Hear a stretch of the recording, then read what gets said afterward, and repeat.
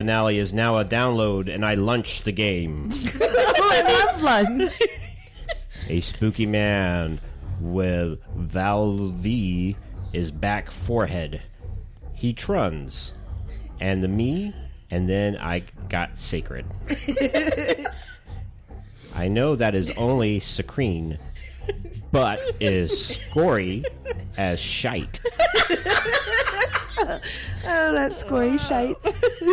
The game Fishnish, Leoding, and Taya Pixels suddenly became a hyper-realistic blot and starts running out of my screen. I was very scared from that, but I wiped it and played on. I chose a good Severy and chose the Black Explosions Master. Friends say it was Sturng and OP. I is a whack outside of base and look around. I see Cano Man ruining around. Gamers have no sounded. When suddenly a slim humane shape is in far away to for it.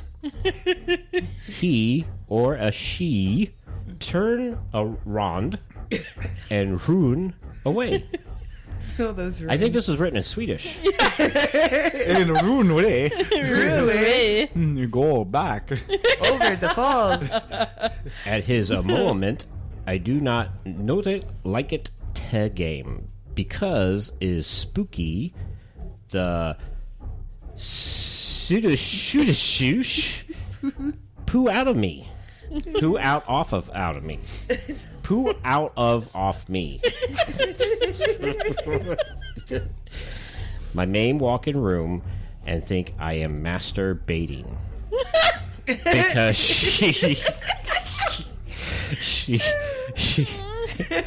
it's spelled like he's baiting a hook. And he's the master of it. He's the master of He truly is a master baiter. Yes. Because she is hear me yell like a psychopath. He spelled psychopath. Well, I mean, I think this author's telling us something. yes. And says, speak silence. I say, okay. Okay. Then ma'am leaves the room. Make like a tree and leave. I is exiting his game for a while because is bore. Foov Wex I ate her. It's got an 8 in it. It's spelled L8A. Later. Eight-ater. Eight-ater. He must be a skater. I double-click the game and it play again. This time, the is man no turn around. I'm hippie. Happy. I go to Vlav, Cerber, and choose the red-faced man or spy. From here, I use the this guy's kit and turn into Heavy Man from Rusland. I walk outside and press E, which makes the my charter say me dick.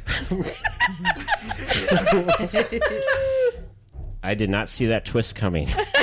I think it says, I'm Edic. No, that's an exclamation It's an exclamation mark, me dick. So you have to say it excitedly, like, me dick! A parental, the enemy is here, it as well. But no enemy edicts try to touch me with their me dick guns. Are we sure he's not a masturbator? He's using me dick. After I can hear a hyper-realism white noise and lots of charter characters cry, literally cry. I was very in spooks, and in chat I see someone say, "You should not have got this game." I thought he is a troll, but he was on the green team. I don't know how. He's having a green name. Now this is starting to make sense. He's tying it all together. Oh, good. Yeah, I'm glad somebody Yeah. understands it. I had an idea of going where that black figure tried to take me, stilly into fart. When I is a go, I see a lot is blood, all over the skillion, dripping, fresh. I get afraid, and I go upstairs. It's pronounced correctly, but not spelled right. I see Injin being a spooky dead man. The shippy is behind me with knife, butter. Behind him, he is blue and scary, massively eyes and big ghosty hat. He had a greeny hurt. I got so spooked out, I schnoop himself. I break my computer by throwing book out the window. I was very fear. Not the wind now. Yes, the wind now.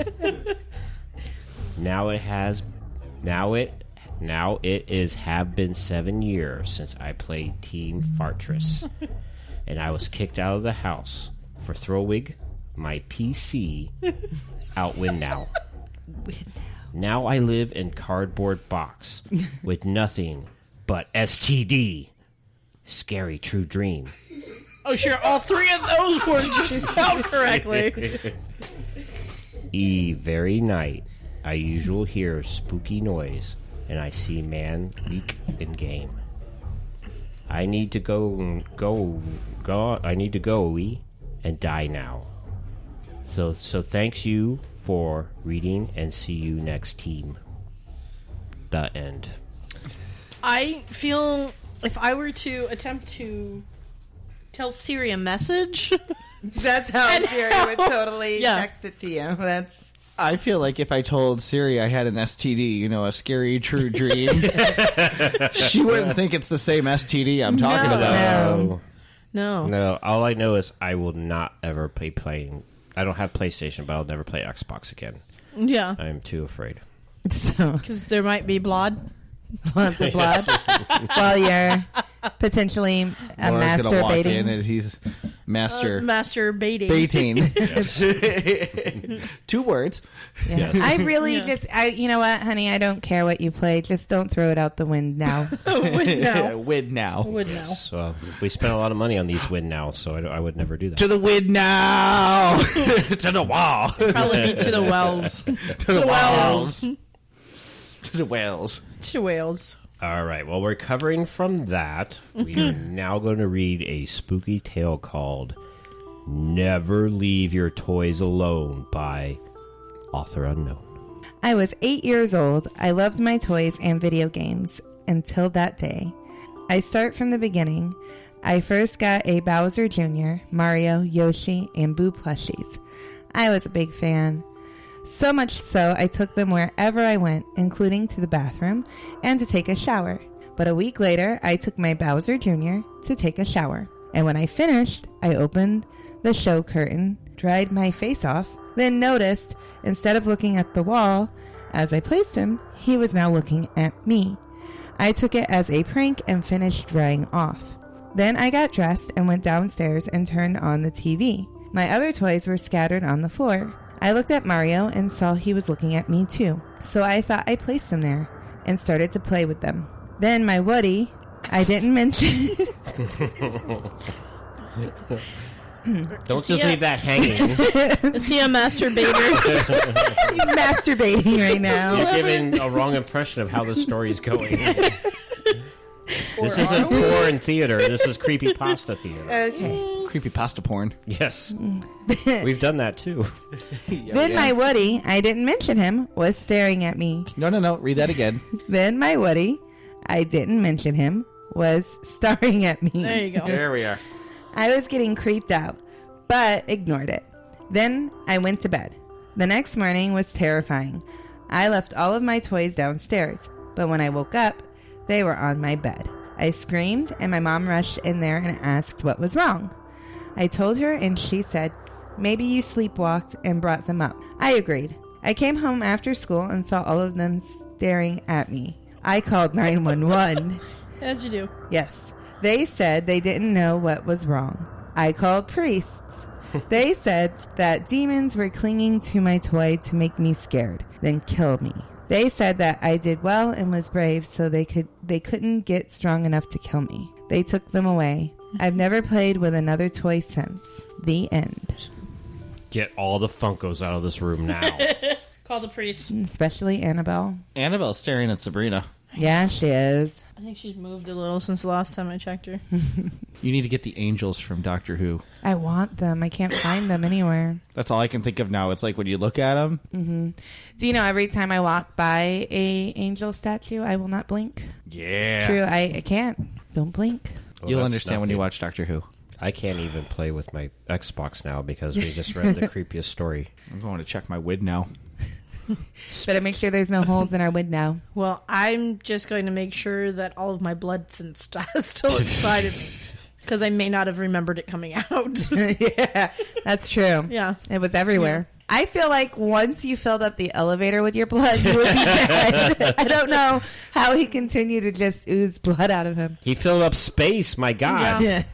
I don't think the human body has that much blood.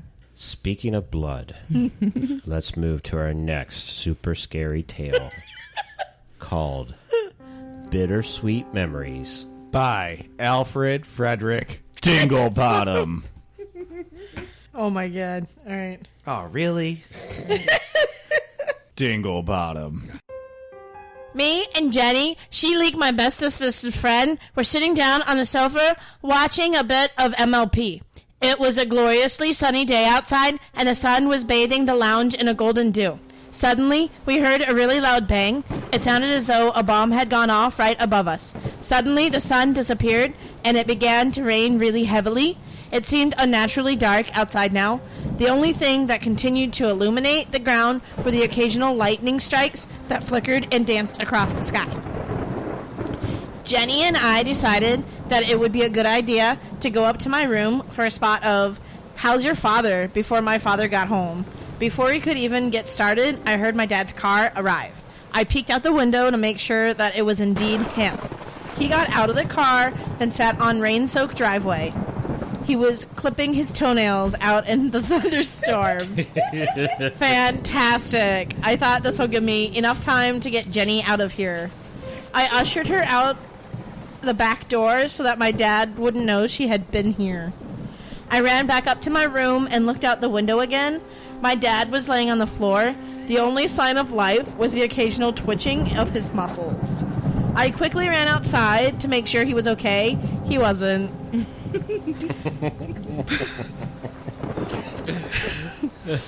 The nail clippers looked bigger than they used to, but I thought nothing of it as I worried about my dad. I phoned an ambulance with my tin can and some string. That's the only phone you're allowed to use from now on, young woman. The ambulance seemed to take forever to arrive. I sat on the ground next to my dad and watched him get struck by lightning twice more. It appears as though lightning does strike twice, or 3 times in this case. Then after what felt like hours, the ambulance finally arrived. The paramedics quickly exited the ambulance and began asking me what happened. That's when I noticed the look on their faces. They were both looking behind me. I quickly turned around to see what had caused such terror. There it was, an 8-foot-tall pair of nail clippers, growling and roaring as it edged slowly towards us. Now I'm dead. The end.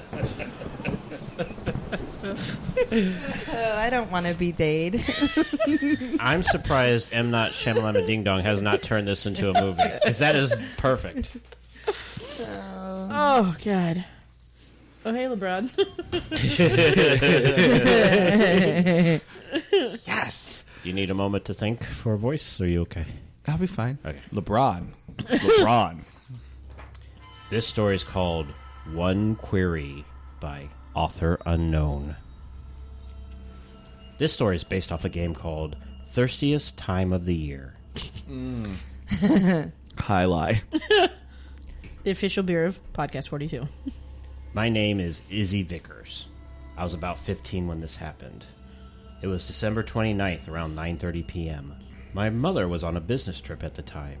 We lived in a house that was pretty far from anywhere else or anyone.